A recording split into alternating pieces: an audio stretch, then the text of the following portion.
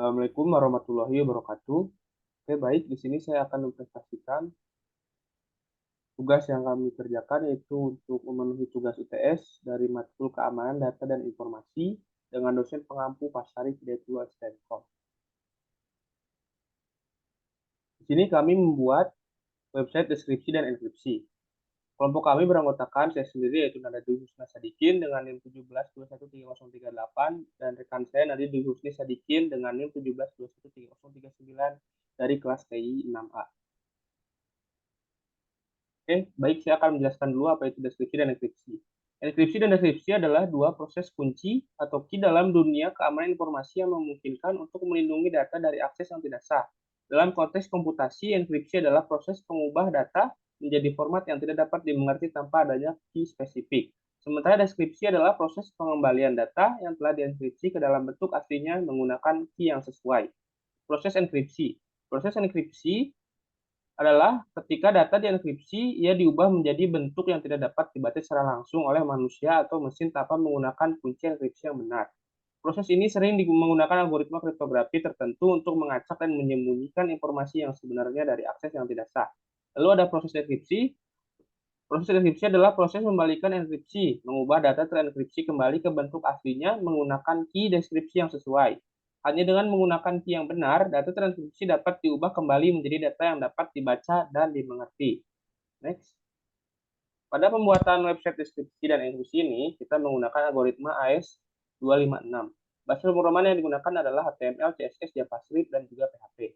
Algoritma AES atau Advanced Encryption Standard adalah sebuah algoritma enkripsi simetris yang dikenal sangat aman dan banyak digunakan dalam berbagai aplikasi keamanan informasi. Algoritma ini beroperasi dengan menggunakan kunci rahasia untuk mengenkripsi dan mendeskripsi data dengan keamanan tingkat tinggi. Kelebihan dari AES ini salah satunya adalah keamanannya yang tinggi, sehingga algoritma ini banyak digunakan di berbagai industri untuk melindungi data sensitif. Selain itu, AES ini mendukung berbagai ukuran kunci termasuk 128, 192, dan 256 bit yang memungkinkan fleksibilitas dalam implementasinya. Sedangkan kekurangannya yaitu salah satunya adalah kompleksitasnya yang relatif tinggi dibandingkan dengan beberapa algoritma enkripsi lainnya, sehingga membutuhkan lebih banyak sumber daya komputasi untuk menjalankannya. Selain itu, untuk mengimplementasikan AES ini dalam lingkungan PHP diperlukan pustaka tambahan untuk mendukung operasi enkripsi dan deskripsi. Oke, baik, selanjutnya akan dijelaskan oleh rekan saya. Baik, terima kasih. Yang pertama, proses enkripsi yang kami buat dimulai dengan penggunaan uh, input yang dimana pengguna akan memasukkan teks dan key enkripsi. Data ini kemudian dikirim ke server menggunakan JavaScript melalui metode POST, dan di server PHP memproses data dengan fungsi AES encrypt, dan hasil enkripsi dikembalikan pada respon JSON. Di sini kami membuat fungsi AES encrypt yang dimana fungsi ini akan menginisialisasi variabel EV menggunakan fungsi OpenSSL random pseudo bit. Lalu kemudian fungsi ini akan mengenkripsi teks dengan fungsi OpenSSL encrypt dengan menggunakan algoritma AES256 CBC. Dan hasil enkripsi diencode dengan base 64. Lalu untuk proses deskripsi, pengguna memasukkan teks yang terenkripsi, lalu data dikirim ke server, dan PHP akan memproses dengan fungsi AES-descript.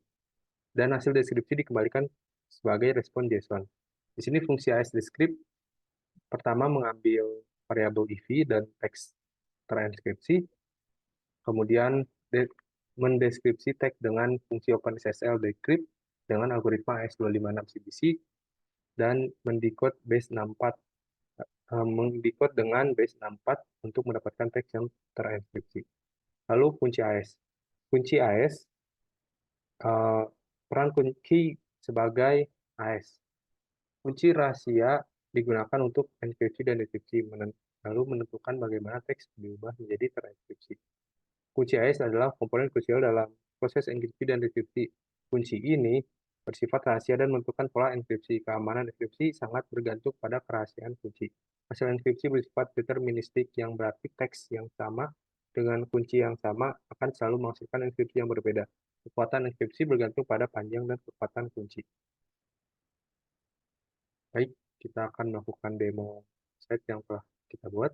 Baik, di sini adalah demo yang website yang telah kami buat. Pertama, di sini terdapat sebuah inputan teks yang dimana kita bisa memasukkan teks yang ingin kita enkripsi. Pertama, kita akan mengenkripsi ini, lalu di sini kita akan menulis key. Key ini akan menentukan hasil akhir dari teks yang kita enkripsi. Kita klik encrypt, maka di sini akan muncul enkripsi. Dan ketika kita mengklik kembali, maka hasil enkripsinya akan terus berbeda. Di sini kita akan coba untuk mendekripkan ini dan munculnya seperti ini. Lalu di sini kita akan mencoba mendekrip hasil enkripsi dan muncul seperti ini.